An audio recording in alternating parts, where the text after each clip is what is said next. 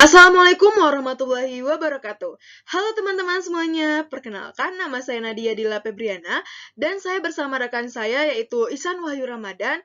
Kami akan mempresentasikan terkait dengan project assignment yang telah diberikan oleh Bapak dosen pengajar untuk mata kuliah pembangkit listrik 2, di mana kami akan mempresentasikan terkait dengan large scale on-grid solar PV using software PVSys. Dan di sini kami telah diminta untuk menentukan sebuah lokasi yang tepat yang sesuai untuk membangun sebuah sistem PLTS di Indonesia ini. Dan kami telah menentukan sebuah lokasi yaitu di Nusa Tenggara Barat atau West Nusa Tenggara. Oke, project assignment large scale on-grid solar PV using PVSys software. Nah, sebelum saya menjabarkan terkait dengan ketentuan-ketentuan yang telah diberikan, saya akan mengingatkan terlebih dahulu bagian-bagian penting pada panel surya yang perlu kita perhatikan. Seperti halnya yang pertama, yaitu ada tilt atau kemiringan. Tilt atau kemiringan ini perlu kita perhatikan agar irradiation yang diterima dan juga outputnya akan maksimal.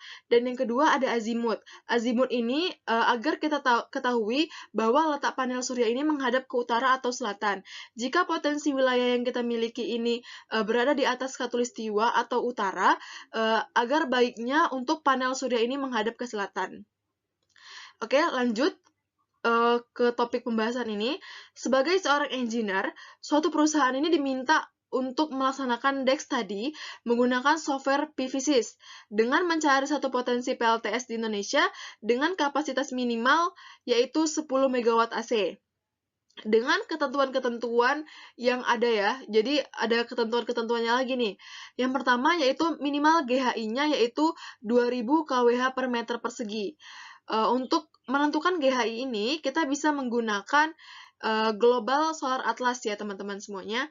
Dan untuk yang kedua, yaitu kita harus memastikan ketersediaan lahan mencukupi pada lokasi yang diinginkan. Di mana pada lokasi yang diinginkan ini, kita menginginkan lokasi dengan luas 1 hektar.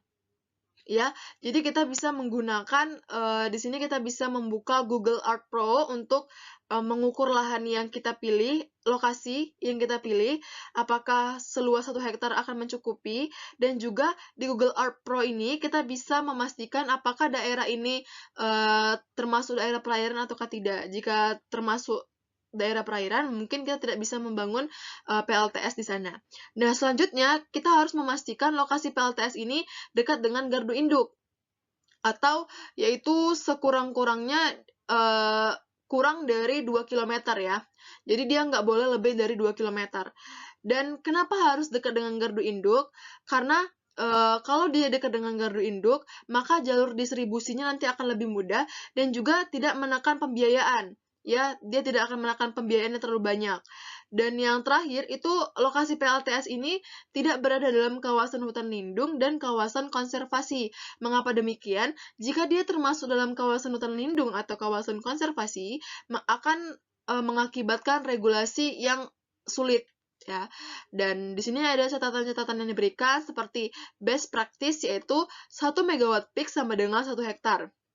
Yaitu artinya daerah seluas 1 hektar ini akan menghasilkan energi sebesar 1 megawatt peak. Dan ini catatan yang di bawah ya 2, 3, 4 ini yang sudah saya sebutkan sebelumnya, yaitu kita menggunakan Google Earth Pro, terus habis itu kita menggunakan peta ketenaga listrikan atau ESDM untuk menentukan apakah dia dekat dengan gardu induk, dan yang keempat ini peta kawasan hutan Kementerian Lingkungan.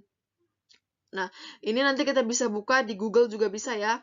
Dan nantinya kita akan menyesuaikan lokasi yang udah ditentukan dengan ketentuan-ketentuan yang ada, dan kita akan menentukan ambient temperatur, terus habis itu orientasi terbaik seperti tilt dan azimutnya, terus sistemnya untuk pemilihan teknologi PV modul dan inverter, dan juga losses.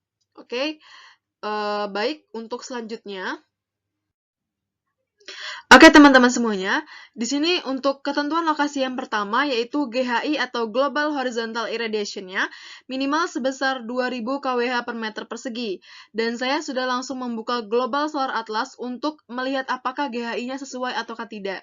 Dan untuk itu saya akan memasukkan letak titik koordinat yang pertama, nih ya, titik koordinat lokasi yang saya pilih di sini, dan saya search, akan muncullah tampilan seperti ini. Dari peta ini bisa kita lihat bahwa semakin orange warnanya itu akan semakin tinggi pula GHI-nya.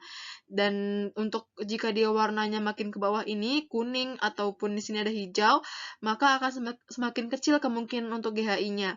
Dan teman-teman bisa juga melihat di sini untuk info-info yang lainnya, tetapi kita di sini fokusnya pada GHI-nya ya. Global Horizontal Irradiation yang diminta adalah minimal 2000 kWh per meter persegi.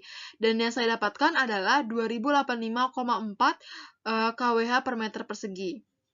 Dan secara tidak langsung, teman-teman pas membuka ini, teman-teman bisa juga melihat untuk tilt atau kemiringan dan juga azimutnya.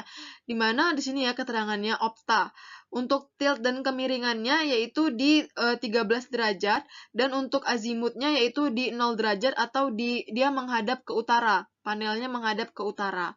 Dan di sini juga ada air temperatur di mana temperaturnya yaitu 26,3 derajat Celcius. Oke, jika teman-teman ingin mencobanya, langsung saja membuka Global Solar Atlas dan masukkan letak titik koordinatnya, akan muncul tampilan seperti ini. Oke, selanjutnya. Oke, ketentuan lokasi selanjutnya yaitu lokasi dekat dengan gardu induk yaitu kurang dari 2 km. Nah, di sini teman-teman, saya sudah membuka web PSDM Ketenagalistrikan dan memasukkan titik koordinat lokasi yang saya pilih, lalu muncullah seperti ini ya petanya, dan di sini sudah tampil bahwa dia dekat dengan gardu induk Bayan. Tapi saya melakukan pengukuran terlebih dahulu. Nih ya, saya lakukan pengukuran dengan menarik satu titik ke titik lainnya, nih menarik garis. Di sini muncullah pengukurannya yaitu sejauh 0,64 km. Dan artinya sesuai ya dengan ketentuan lokasi karena ketentuan lokasinya kurang dari 2 km. Baik. Baik, selanjutnya kita mengecek untuk di web peta interaktif sigap Kementerian LHK ini untuk mengetahui apakah lokasi ini berada dalam kawasan hutan lindung atau konservasi. Nah, seperti biasa, kita memasukkan terlebih dahulu titik koordinatnya dari lokasi yang kita pilih, lalu muncul nih seperti ini tampilannya. Mungkin kalau pertama dia tidak kelihatan, kita bisa zoom out dulu agar muncul besar seperti ini petanya. Lalu, yang berwarna putih ini itu menandakan bahwa dia tidak dalam kawasan hutan lindung ataupun konservasi, dan itu artinya sesuai dengan lokasi yang kita cari. Dan untuk ketentuan lokasi terakhir, yaitu kita melakukan pemetaan lokasi seluas 1 hektar, di mana pada web Google Earth Pro, kita bisa terlebih dahulu melihat apakah dia termasuk dalam wilayah perairan atau tidak. Jika dia tidak termasuk dalam wilayah perairan, maka kita bisa ke langkah selanjutnya, yaitu untuk memetakan wilayah seluas 1 hektar. Nah, di sini saya sudah melakukan sebuah pemetaan wilayah, nih ya, sebesar 1 hektar. Bisa dilihat di sini, saya memetakan sebuah wilayah ini dengan area 1 hektar, ini ya, pada pengukurannya. Nah, nanti ini 1 hektar ini akan menghasilkan energi sebesar 1 megawatt peak, ya teman-teman semuanya. Baik, mungkin itu saja yang akan saya sampaikan pada ketentuan-ketentuan lokasi. Selanjutnya akan disampaikan penjelasan dengan rekan saya yaitu Ihsan Wahyu Ramadan. Untuk Ihsan Wahyu Ramadan, dipersilahkan. Perkenalkan, nama saya Ihsan Wahyu Ramadan dengan NIM 42322111001. Di sini saya akan menjelaskan tentang pemilihan sistem, yaitu pemilihan modul, PV modul dan juga inverter, serta proses dan juga simulasi dari bahan yang atau modul yang sudah kami pilih ini. Baik, yang pertama untuk di orientasinya, di sini parameter di lapangannya itu adalah untuk tilnya itu yang sesuai, yaitu 13 derajat atau kemiringan panelnya kami, dan juga ini menggunakan fixed tilted plane yang dia itu PP modulnya itu dia tidak mengikuti arah matahari itu bergerak. Dan juga di sini kenapa azimutnya 0, karena kami memilih daerahnya itu dia berada di bawah garis khatulistiwa, yaitu di daerah selatan. kita oke. Nah, kemudian untuk yang sistemnya, ini kami sudah merencanakan, yaitu dari rancangan PLTS yang kami bangun itu sebesar 23,4 megawatt. Jadi kita tinggal masukkan saja di sini. Di sini 23.400 kilowatt peak. Nah, kemudian kami memilih untuk yang PV modelnya itu dengan tipenya Longi Solar, dan kami memilih yang 400 WP. Nah, ketika kami memilih ini yang sudah direkomendasikan. Ini sudah cukup untuk menampung dari yang daya yang kami inginkan, itu sekitar 23.400 kWp. Nah, kemudian untuk yang inverternya kami memilih dari jenis SMA, yaitu dengan dayanya itu di 2200 kW, yang dimana dia dari daya inverter ini menghasilkan 19.800 kW AC. Nah, kemudian kita lanjut di simulasi. Kita simulasikan, run simulation.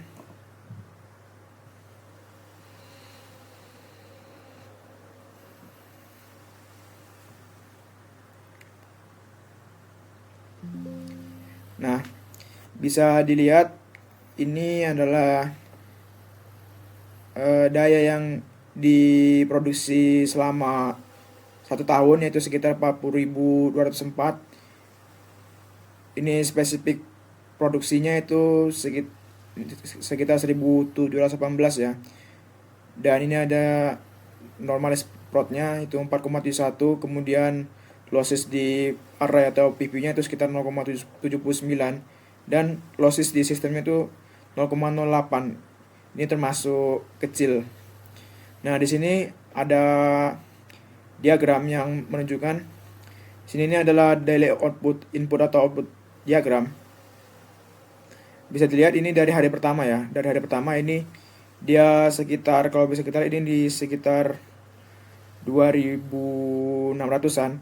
Nah, dia dari hari pertama dia semakin naik sampai ke hari di hari ke-8, yaitu di sekitar 17 di sekitar 15 ribuan lah ini. 15.000 kW per day atau kilowatt per hari. Nah, di sini adalah performance ratio atau PR, yang dimana kita sudah dapatkan, yaitu PR-nya itu sekitar 0,844. Nah, ini diagram ini menunjukkan bahwa ini rata ya. Ya, meskipun ada penurunan sedikit, tapi itu nggak masalah.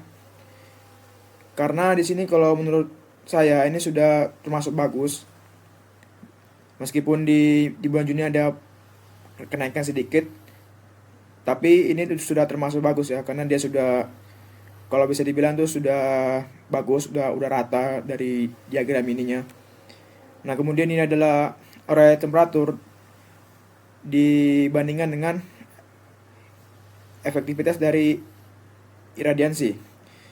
Nah, dari di 0 ini dia di suhu 30, kemudian dia naik terus dari mulai suhu 200, naik terus dia sampai ke suhu 1000, yang dimana dia semakin tinggi efek iradiansinya, maka suhu yang kena atau yang suhu yang berada di PV itu maka dia semakin besar. Nah, tadi saya lupa juga untuk memperlihatkan detail-detail lossesnya.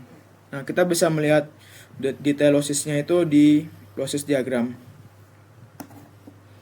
Nah, ini adalah losses diagram. Kita bisa melihat ya.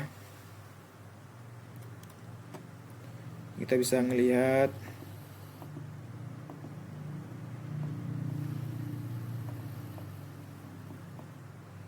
ini, kita bisa lihat ini adalah losses diagramnya.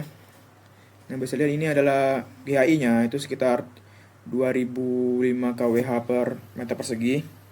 Ini global incidentnya. Nah, ini adalah faktor global atau faktor umum yang bisa terjadi. Ini lossesnya sekitar minus 2%. Nah, ini efektivitas dari iradiansinya itu sekitar 1.114.4232 meter persegi kolektor. Di sini adalah PV conversion atau efisiensi dari STC-nya itu sebesar 20,5%. Nah, di sini ada namanya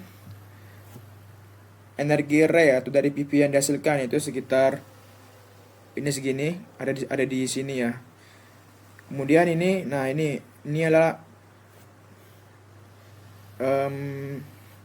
detail dari losses yang terjadi. Nah, di sini dia detail lossesnya itu PP loss sebesar minus 0,4%. Kemudian ada berdasarkan temperatur, PP lossnya karena temperatur itu sekitar minus 9,9%. Kemudian ada mismatch loss dan module and strings itu sekitar sebesar minus 2,1%, dan juga ohmic wiring loss itu sebesar minus 1,1%. Nah, ini angka ini adalah energi yang dikeluarkan dari MPP. Nah, di sini ini inverter loss during ini adalah efisiensi dari inverternya. Dia itu semakin turunnya itu sekitar sebesar minus 1,7%. Nah, yang di bawahnya ini tidak termasuk ya. Kemudian di bawah ini angkanya adalah energi yang keluar dari inverter, dan kemudian ini angkanya sama juga, yaitu energi yang diinjeksikan dari grid atau dari PLN. Baik, sekian dari penjelasan dari saya. Jika ada kata-kata yang kurang jelas atau tidak bisa dipahami atau belum jelas, saya minta maaf yang sebesar-besarnya. Sekian dari saya. Wassalamualaikum warahmatullahi wabarakatuh.